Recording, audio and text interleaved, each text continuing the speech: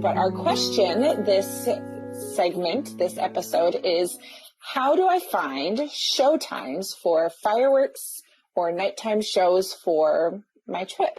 So I feel like this is a little bit fitting because we talked about that a little bit with Disneyland Paris, but let's kind of give a general lowdown on how this works. So two different ways that you can find the times. If you're looking day of, very, very easy. It's on your app. Yeah. So if you're in Disney World, it's on your My Disney Experience app. If you are in Disneyland, it's on your Disneyland app. And if you are in Disneyland Paris, it is on your Disneyland Paris app. All of those do have that information available to you. I know that on the Disney World and Disneyland app, if you're looking for a specific show, it's probably easiest just to search it in their search bar kind of on there. Disneyland Paris, it's like right on their home screen of their app, which is really, really nice. From the homepage, it says like it'll show the park hours for today. This is in the My Disney Experience app. And then you just click on today's showtimes and then it will populate an entire list and show you everything that's available pretty much in every park.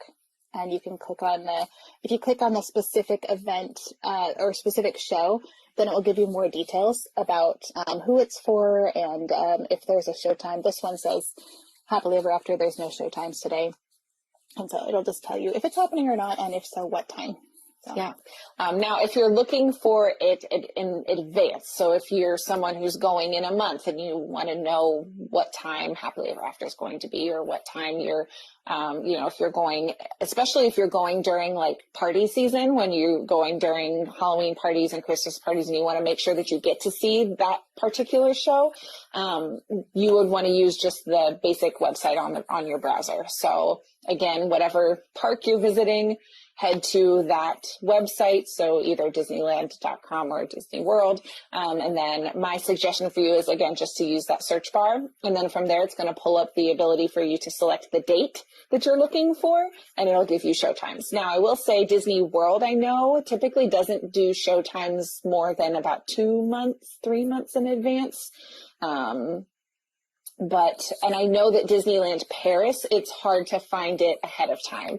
We ran into that problem when I was looking at like virtual queues and showtimes and that kind of stuff. A lot of their stuff is just day of. You can get the general gist if you kind of Google it and look at what other people have said previously, but Disneyland Paris is definitely a double check it the morning of, because you want to make sure that you've got it right. Yes. But for the U.S. parks, typically when you look on the website, you're able to search for whatever show it is. Or if you don't know the name of the show, you can look under the park category for whatever park you're going to be in for that night.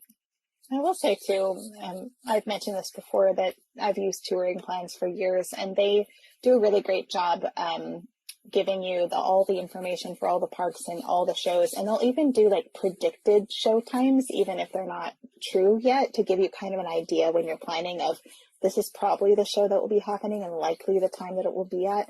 And then they firm it up as soon as Disneyland like releases their calendar. They absolutely like firm that up and make sure that it's correct. So I found touring plans really helpful for looking ahead, especially for show times and whatnot. Yeah.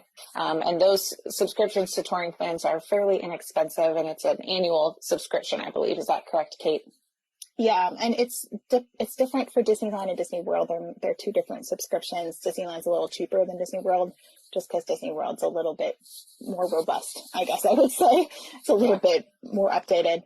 But I want to say it's around $14 to $17 per year. It's not that much, especially if you're going more than once or you're going for a long trip and you just need help planning. I think it's worth the cost, in my opinion.